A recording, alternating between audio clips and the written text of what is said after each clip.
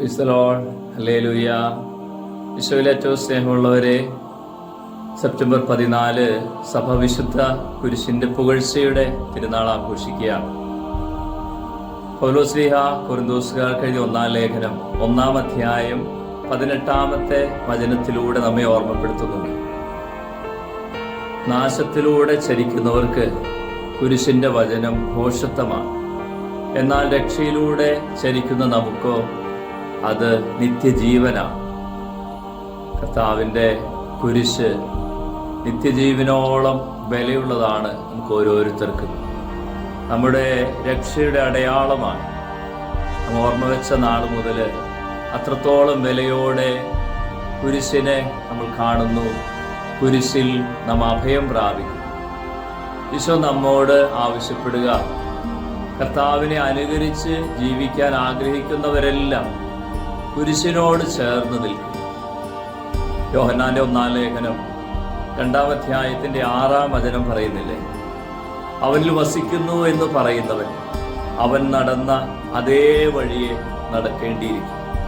അവനിൽ വസിക്കുന്നു എന്ന് പറയുന്നവൻ അവൻ നടന്ന അതേ വഴിയെ നടക്കേണ്ടിയിരിക്കുന്നു. കർത്താവിനെ അനുഗമിക്കുന്നവര്, അവനോട് ചേർന്ന് നിൽക്കാൻ ആഗ്രഹിക്കുന്നവര് കുരിശിനെ എത്രത്തോളം വിലയോടെ കാണണമെന്ന് വചനം ഓർമ്മപ്പെടുത്തുകയാണ്.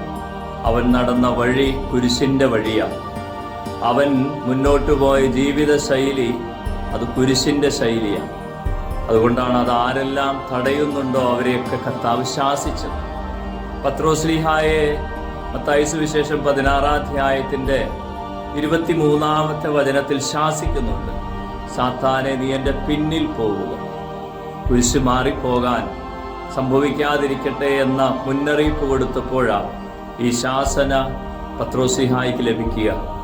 പ്രിയമുള്ളവരെ, ആരെല്ലാം കർത്താവിനെ അനുഗമിക്കാൻ ആഗ്രഹിക്കുന്നു അവരെല്ലാം കർത്താവിൻ്റെ കുരിശിന്റെ വഴിയാണ് യാത്ര ചെയ്യേണ്ടത്. നമുക്കിതൊരു വലിയ ഓർമ്മയായി നമ്മുടെ ഉള്ളിൽ സൂക്ഷിക്കാം. യേശുക്രിസ്തുവിനോട് ഐക്യപ്പെട്ട് വിശുദ്ധ ജീവിതം നയിക്കാൻ ആഗ്രഹിക്കുന്നവരെല്ലാം പീഡിപ്പിക്കപ്പെടും, ക്രൂശിക്കപ്പെടും, സഹനാനുഭവത്തിലൂടെ കടന്നു പോകേണ്ടി വരും. നമുക്ക് ലഭിക്കാനിരിക്കുന്ന മഹത്വത്തോട് തുലനം ചെയ്യുമ്പോൾ ഇന്നത്തെ കഷ്ടതകൾ നിസ്സാരമെന്ന് ഞാൻ കരുതുന്നു. റോമ 8:18 പൗലോസ്ലീഹ പറയുന്നുണ്ട്, മഹത്വത്തോട് തുലനം ചെയ്യുമ്പോഴാണ് സഹനാനുഭവങ്ങൾക്കൊക്കെ വിലയുള്ളതായിത്തീരുന്നത്.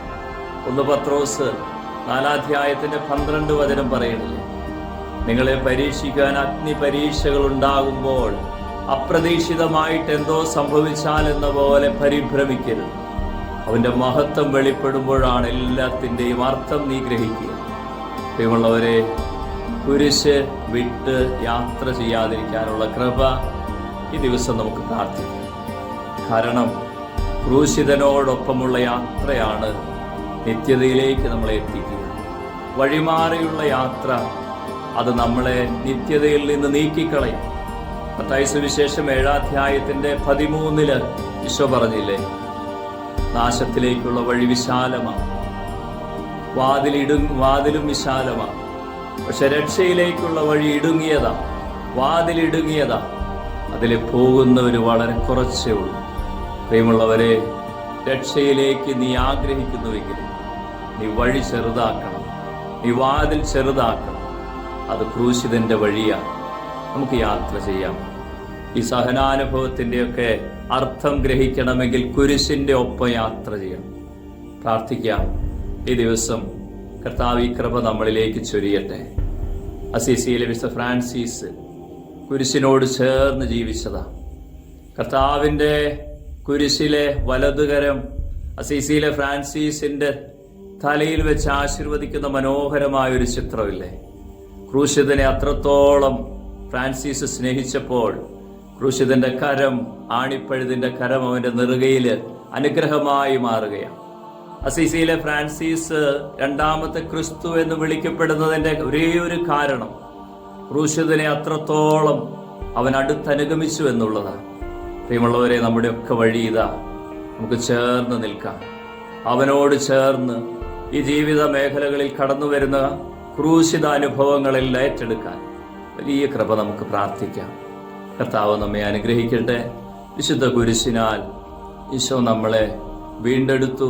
കുരിശോട് ചേർന്ന് നിത്യതയിലേക്ക് നമുക്ക് നീങ്ങാം. ആമേൻ.